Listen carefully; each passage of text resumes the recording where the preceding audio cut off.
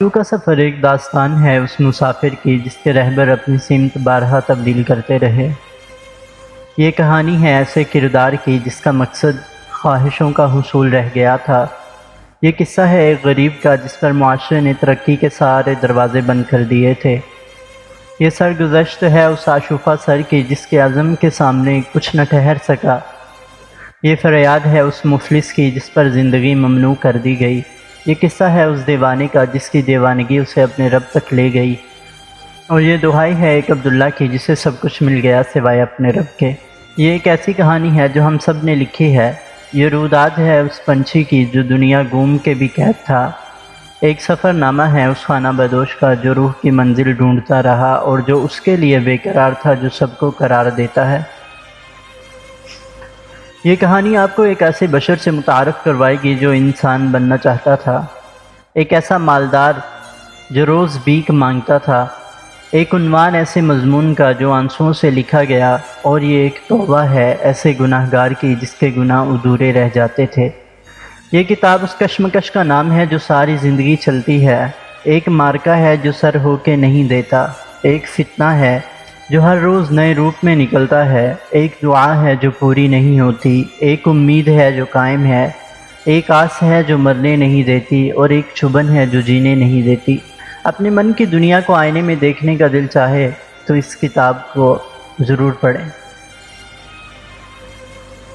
دھوپ کی تمازت میں جلتے ہوئے اندرون سندھ کے ایک چھوٹے سے زرعی گاؤں میں زندگی ہمیشہ کی طرح سسکتے ہوئے گزر رہی تھی۔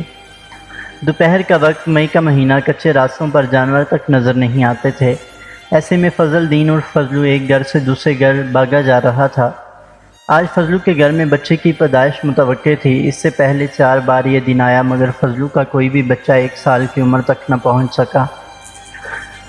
کمزوری اور بیماری اپنی جگہ مگر سب سے بڑی وجہ ماں اور بچے کو خوراک کا نہ ملنا تھا۔ فضلو گاؤں کے زمیندار جسے سب وڈیرا سائیں کے نام سے جانتے تھے، اس کے پاس ایک معمولی ہاری کی ملازمت کرتا تھا۔ تنہا وغیرہ تو کچھ نہیں، بس ڈیرے سے کچھ اناج اور سال میں 2 مرتبہ پرانے کپڑے مل جاتے تھے جو فضلو کی کل کمائی تھی۔ وڈیرا سائیں کبھی خوش ہو کر کچھ پیسے دے دیں تو ان کی مرضی، لیکن ایسا کبھی کبھار ہی ہوتا تھا۔ دن بھر وڈیرا سائیں کے کھیتوں اور مویشیوں کی دیکھ بھال اور ان کی ایک آدھی جھوٹی تعریف فضلو کی زندگی کا واحد مقصد تھا۔ آج فضلو کی پریشانی کا سبب متوقع ولادت تھی، کیونکہ نہ تو گھر میں کھانے کو کچھ تھا، نہ ہی نومولود کو ڈانپنے کے لیے کوئی کپڑا، نہ ہی دوا کا انتظام، نہ ہی دائی یا ڈاکٹر کی دستیابی کہ مفت میں اس دوپہر میں کون آئے۔ چچا فضلو ایک گھر سے دوسرے گھر اس آس پہ جا رہا تھا کہ شاید کوئی مالی مدد میسر ہو جائے، مگر گاؤں میں تو سب کا حال ہی ایک جیسا تھا۔ وڈیرا سائیں شہر گیا ہوا تھا اور ڈیرے میں بیٹھے اس کے چیلوں سے کچھ مانگنے یا الجھنے کا سوچ کر ہی چچا فضلو کے رونگٹے کھڑے ہو جاتے تھے۔ خیر، اس کشمکش اور سوچوں کی ادم پیل میں فضلو کو پڑوس کی عورتوں سے جو گھر میں آئی ہوئی تھیں ایک بیٹے کی نوید ملی۔ فضلو بیچارہ اس سوچ میں کیا آگے کیا ہوگا صرف ایک مصنوعی ہنسی ہی چہرے پر لا سکا، اور کچھ سمجھ نہ آیا تو چچا فضلو گاؤں کی اکلوتی مسجد کے مولوی صاحب کے پاس چلا گیا اور عرض کی، مولوی صاحب آج گھر میں بیٹے کی پیدائش ہوئی ہے، کوئی بھلا سا نام بتا دیں، مگر نام ایسا ہو کہ بچہ بچ جائے۔ اس سے پہلے کہہ کر فضلو فرتے عقیدت سے مولوی صاحب کے ہاتھ آنکھوں پر لگا کر چومنے لگا۔ مولوی صاحب گویا ہوئے، فضلو دیکھ، ایسی خبر بغیر مٹھائی کے نہ لایا کر، اور اب تو تیرے بچے کی زندگی کے لیے دعا بھی مانگنی پڑے گی، کوئی تعویذ اور چلہ بھی لگانا ہوگا، تو تیری غربت اور اخلاص کو دیکھتے ہوئے 50 روپے میں یہ کام ہو جاوے گا۔ جا شاباش، باغ کے مٹھائی اور پیسے لے آ، تب تک میں کوئی موضوع نام سوچ لوں حساب کتاب لگا کے۔ فضلو نے روحانسی لہجے میں جواب دیا، مولوی صاحب میرے پاس تو پھوٹی کوڑی بھی نہیں، سائیں شہر گیا ہوا ہے، بس نام بتا دو، اللہ بھلا کرے گا۔ مگر مولوی صاحب پر اس کا کوئی اثر نہ ہونا تھا، نہ ہوا۔ کہنے لگے، تو جب تک بیٹے کو بے نام ہی رکھ، شاید دنیا میں اور دین میں بھی بے نام ہی رہ جائے۔ اتنا کہہ کر مولوی صاحب منہ پھیر کر تسبیح کرنے لگے، اور فضلو بیچارہ کچھ دیر تک تو ان کی 1000 دانوں کی تسبیح ختم ہونے کے انتظار میں بیٹھا رہا، پھر مایوس ہو کر واپس چلا آیا۔ بے نام اور مولوی صاحب کے جملے فضلو کے دل کے آر پار ہو گئے۔ اس رات فضلو سو نہیں پایا، بس روتا رہا اور اپنی صحن کی چارپائی پہ پڑا پتہ نہیں آسمان کو تکتے ہوئے کیا کیا بڑبڑاتا رہا۔ اللہ سائیں، یہ مولوی صاحب کہتے ہیں میرا بیٹا بے نام رہ جائے گا۔ وہ میرے نام والے اللہ میری لاج رکھ، اسے زندگی دے، نام دے، اس کا خیال رکھ، ہم پر رحم کر، ہم پر فضل کر، میرے مالک آج یہ بے نام تیرے نام کرتا ہوں۔ جیسے تیسے دن گزرتے گئے، دن ہفتے مہینے اور مہینے سال بنتے چلے گئے۔ فضلو دن رات سائیں کی سیوا کرتا اور کچھ وقت مل جاتا تو اس میں سے اپنے بیٹے سے کھیلتا۔ آج اس کا بیٹا لگ بھگ 8 سال کا ہو گیا تھا۔ نام کچھ نہیں رکھا تھا، کوئی چھوٹا بولتا، کوئی فضلو کا فضلو تو کوئی منا۔ مننے نے 2 سال کی عمر میں ہی بولنا سیکھ لیا تھا اور دماغ کا بہت تیز تھا۔ اس میں عام بچوں والی کوئی بات نہیں تھی، نہ زیادہ بولتا تھا، نہ کھیلنے سے کوئی دلچسپی، نہ کھلونوں کا شوق، نہ کھانوں سے رغبت۔ دے دیا تو کھا لیا، ورنہ کبھی کسی سے نہیں مانگا۔ فضلو اپنے مننے کو وڈیرا سائیں کے پاس اکثر لے جایا کرتا تاکہ ان کی سرپرستی رہے۔ منہ جب بھی سائیں سے ملتا بہت سوال پوچھا کرتا تھا، اور سوالوں کی یہ تکرار نہ تو فضلو کو بلی لگتی اور نہ ہی سائیں کو۔ کبھی کبھار سرزنش تو کبھی ڈانٹ تو کبھی مار، یہ مننے اور سائیں کے درمیان روز کی بات ہو گئی تھی۔ یہی دن فضلو بجلی نہ ہونے کے سبب آدھی رات کو بیٹھا اپنی بیوی کے ساتھ اپنے نصیب کا ماتم کر رہا تھا کہ منا اٹھ گیا اور کہنے لگا، بابا آپ جلی کٹی کیوں بولتے رہتے ہو؟ مننے میں دکھی جو رہتا ہوں۔ بابا یہ دکھ کیا ہوتے ہیں؟ بیٹا دکھ ایسی چیز ہے جو صرف غریبوں کے پاس ہوتے ہیں۔ تو یہ دیتا کون ہے؟ امیر۔ کیوں؟ انہیں خوشی ملتی ہے شاید دکھ دے کر غریبوں کو۔ تو امیروں کو دکھ کون دیتا ہے؟ پتہ نہیں، تو بکواس بند کر اور سو جا۔ بابا تو خوشی کیا ہوتی ہے، کیسی دکھتی ہے؟ جو امیروں کے چہروں پر ہوتی ہے جب وہ مسکرا رہے ہوتے ہیں۔ تو پودوں کی خوشی کیسی ہوتی ہے اور جانوروں کی؟ بیٹا جانوروں کی خوشی ان کے اچھلنے کودنے میں ہے اور پودوں کی خوشی ان کے پھولوں میں۔ پھر بابا ہم پھولوں کو توڑ کیوں لیتے ہیں؟ فضلو نے ہمیشہ کی طرح منہ بگاڑا اور کروٹ بدل کے سو گیا۔ صرف فضلو ہی نہیں، پورا گاؤں مننے کے روز روز کے سوالوں سے تنگ تھا۔ پنچایت کے بڑے بوڑھوں نے تو صاف منع کر دیا تھا کہ دیکھ فضلو، تو جب ملنے آوے تو اس شیطان کو ساتھ نہ لایا کر، یہ اول فول بکتا ہے اور ہمارا وقت برباد کرتا ہے۔ مسجد کے مولوی صاحب کو تو مننے سے جیسے اللہ واسطے کا بیر تھا۔ شاید وہ اپنی مٹھائی کا غم بھول نہیں پائے تھے، یا مننے کے ہر وقت کے سوالات نے ان کی ناک میں دم کر رکھا تھا۔ اگر مننے کی گاؤں بھر میں کسی سے دوستی تھی تو وہ تھے دینو چاچا۔ نام تو ان کا دین محمد تھا، مگر سب لوگ انہیں دینو چاچا کہہ کر بلاتے تھے۔ کوئی 60 کے پیرے میں ہوں گے یا شاید 55 کے، آگے پیچھے کوئی تھا نہیں۔ کچھ سال پہلے پتہ نہیں کہاں سے اس گاؤں میں آئے اور یہیں کے ہو رہے۔ کبھی موچی کا ٹھیا لگا لیتے تو کبھی آم بیچتے نظر آتے، کبھی حجام بن جاتے تو کبھی سبزی فروش۔ ایک بے ضرر سے بزرگ آدمی تھے، کم گو تھے، لہذا لوگ زیادہ توجہ نہیں دیتے تھے۔ مننے کو جب بھی وقت ملتا گھر اور ڈیرے کے بے شمار چھوٹے چھوٹے کاموں سے، تو وہ چاچا دینو کے پاس جا بیٹھتا۔ آج دینو چاچا گاؤں سے ذرا ہٹ کے کنویں کے پاس بیٹھا اپنے روایتی طرز پر خلاؤں میں کھویا ہوا تھا کہ منا آ گیا۔ دینو چاچا میری بات سن بھی لینا۔ ہاں کیا ہے مننے، کیوں تنگ کرتا ہے؟ چاچا تو یہ روز نئے کام کیوں کرتا ہے؟ کوئی ایک کام کر لیا کر ٹک کے۔ چاچا نے مننے کو گھورا کیونکہ سوال اس کی عمر سے بڑا تھا، اور بولا، دیکھ مننے، یہ جو روٹی روزی ہوتی ہے نا، وہ اللہ دیتا ہے۔ یہ کام کاج تو وسیلہ بہانہ ہوتے ہیں۔ جب کسی کام میں میرا ہاتھ بیٹھ جاتا ہے اور دل میں خیال آنے لگتا ہے کہ میں اب خود کما کے کھا سکتا ہوں، اور میرا جو رشتہ ہے اپنے اللہ سے وہ ٹوٹنے لگتا ہے، تو میں کام چھوڑ دیتا ہوں۔ وہ چاچا کیا بول رہا ہے، کچھ سمجھ نہ آوے ہے۔ چل چھوڑ، یہ بتا میرا نام کیا ہے؟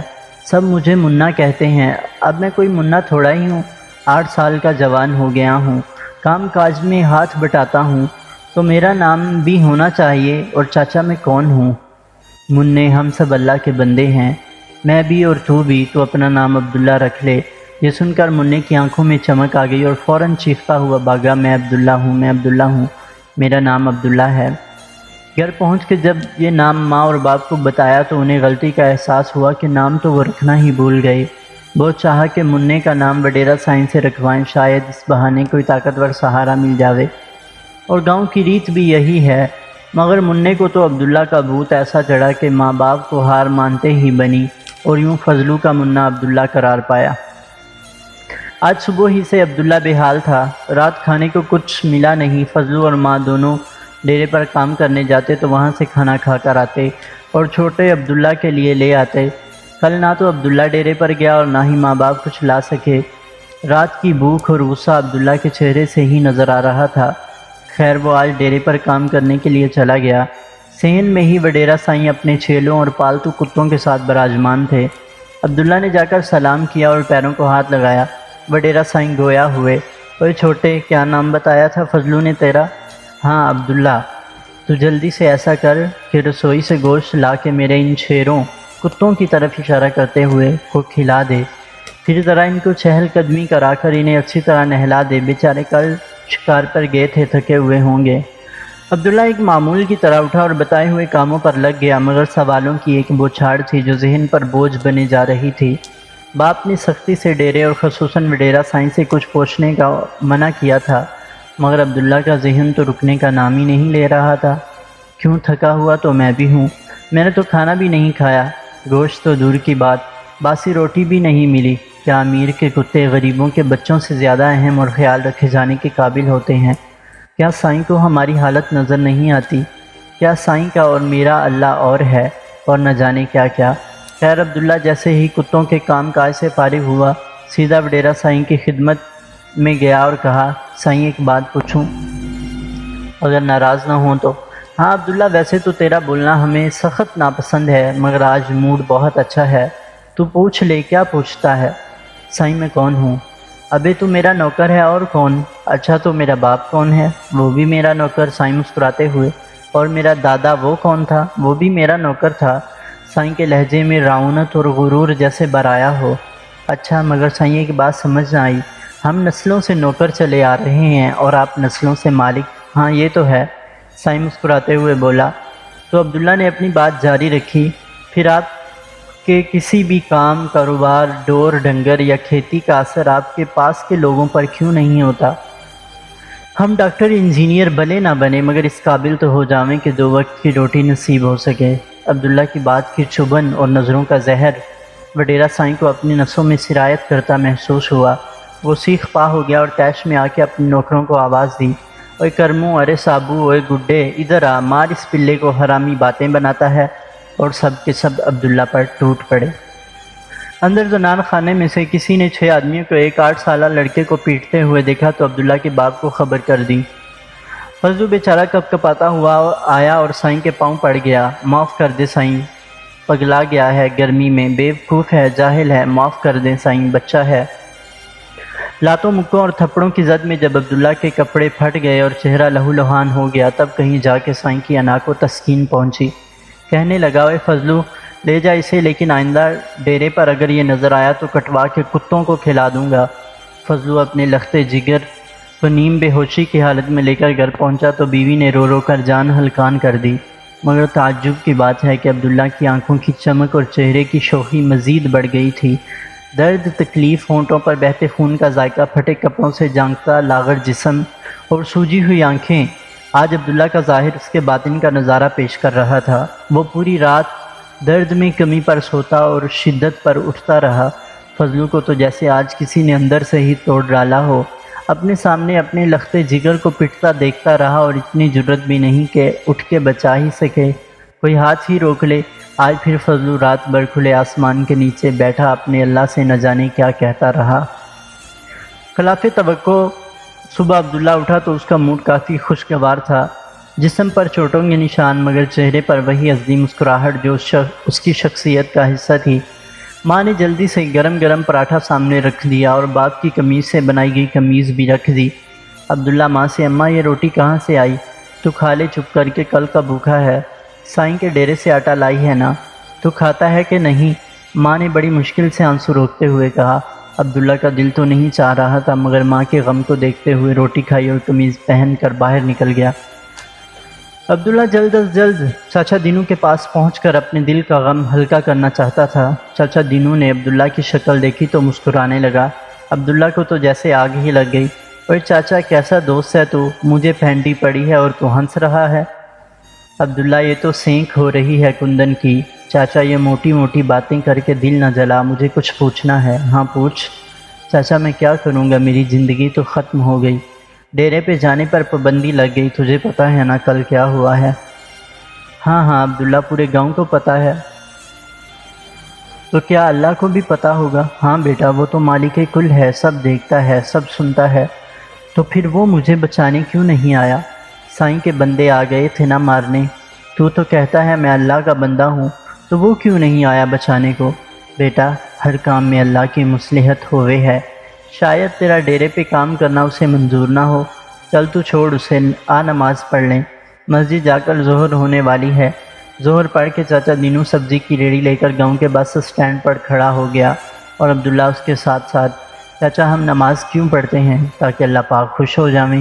اگر ہمیں نماز پڑھ کے خوشی نہ ہوئے تو بھی اللہ پاک خوش ہو جائیں گے۔ چاچا دینو دیر تک عبداللہ کو دیکھتا رہا مگر جواب کچھ نہ دیا۔ اسی طرح باتوں باتوں میں دن ڈل گیا۔ چاند سامنے آیا تو دونوں نے گھر کی راہ لی۔ چاچا نے جاتے ہوئے کہا، عبداللہ دیکھ، چاند اور اس کی چاندنی کتنی پیاری ہے۔ چھوڑ چاچا، ابھی تو بھوک لگی ہے، جب پیٹ خالی ہونا تو چاندنی واندنی کچھ اچھا نہ لگے ہے۔ چاند سے پیاری ہے مجھ کو بھوک میں دو روٹیاں، جب کوئی بچہ مرے گا تو کیا کرے گی چاندنی۔ فضلو کئی ہفتوں سے سوچ رہا تھا عبداللہ کا مستقبل کیا ہوگا۔ کئی بار خیال آیا سائیں سے پھر معافی مانگ کر عبداللہ کو ڈیرے پہ لے آؤں، کہ غریب لوگوں کا واحد آسرا یا ڈیرہ ہی تو تھا، مگر سائیں کے غصے اور عبداللہ کی سوال کرنے کی مستقل عادت کے ڈر سے چپ ہو رہا۔ آئے برابر والے گاؤں سے ڈیرے پر کچھ مہمان آئے ہوئے تھے، ان میں کچھ بچے بھی تھے جنہوں نے پیلی شلوار قمیض کی اسکول یونیفارم پہنی ہوئی تھی۔ یہ دیکھتے ہی فضلو کے دل میں بھی امید جاگی کہ وہ عبداللہ کو اسکول میں داخل کروا دے، اس طرح شاید اسے زندگی میں کوئی کام بھی مل سکے اور اس کا وقت بھی برباد نہ ہو۔ اگلی صبح فضلو نے عبداللہ کو تیار کیا اور گاؤں کے واحد اسکول کی طرف چل پڑا۔ اسکول پہنچا تو دیکھا کہ 3 میں سے 2 کمروں میں گائے اور بھینس بندھی ہوئی تھیں۔ عبداللہ سے پھر نہ رہا گیا، بول پڑا، استاد جی کیا ڈھور ڈنگر بھی پڑھنے آتے ہیں؟ ابے نہیں، یہ وڈیرا سائیں کے ہیں۔ پھر استاد جی فضلو سے مخاطب ہو کر کہنے لگے کہ فضلو، وڈیرا سائیں سے اجازت لے آ، ان کی اجازت کے بغیر یہاں کوئی داخلہ نہیں لے سکتا۔ مگر اسکول تو سرکاری ہے، فضلو نے احتجاجاً کہا۔ اور سرکار سائیں کی ہی تو ہے، استاد جی نے لقمہ لگایا۔ عبداللہ نے پھر سے ٹانگ اڑائی تو استاد جی کتنے بچے پڑھ رہے ہیں اسکول میں؟ صرف 2، وہ دونوں میرے بیٹے ہیں، باقی سائیں نے کسی کو اجازت نہیں دی۔ تو سائیں کے بچے؟ ابے پگلے، وہ شہر کے بڑے اسکولوں میں ہوں گے، وہ کوئی غریبوں کے اسکولوں میں تھوڑا ہی آئیں گے۔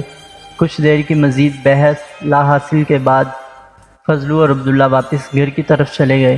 فضلو نے عبداللہ کا دل بڑا کرتے ہوئے کہا، تو فکر نہ کر، پاس والے گاؤں میں داخلہ کرا دوں گا، تو روز گاڑی میں چلے جانا بس اڈے سے، ڈرائیور میرا جاننے والا ہے، وہ کرایہ نہیں لے گا، میں شام کو اس کی گاڑی دو دیا کروں گا۔ کچھ دنوں کے بعد سائیں شہر گیا تو فضلو چپکے سے برابر والے گاؤں چلا گیا اسکول پتہ کرنے کو۔ عبداللہ پورا دن اسی کا انتظار کرتا رہا۔ فضلو آیا اور کہا کہ وہاں داخلہ نہیں ملا اور سو گیا۔ عبداللہ کو کچھ سمجھ نہ آیا کہ کیا ہوا، مگر پوچھے تو پوچھے کیا۔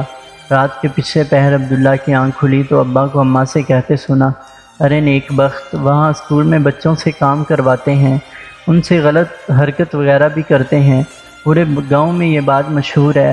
ہمارا عبداللہ تو ویسے بھی بڑا کمزور ہے کہ شور بھی نہیں کر سکے گا، اس کے نصیب میں نہیں ہے اسکول، تو پریشان نہ ہو، اللہ کوئی سبیل کرے تو کرے، بظاہر تو کچھ سجائی نہیں دیتا۔ پتہ نہیں کب کوئی آنسو عبداللہ کی آنکھ سے نکلا اور تہے خاک ہو گیا ہوا۔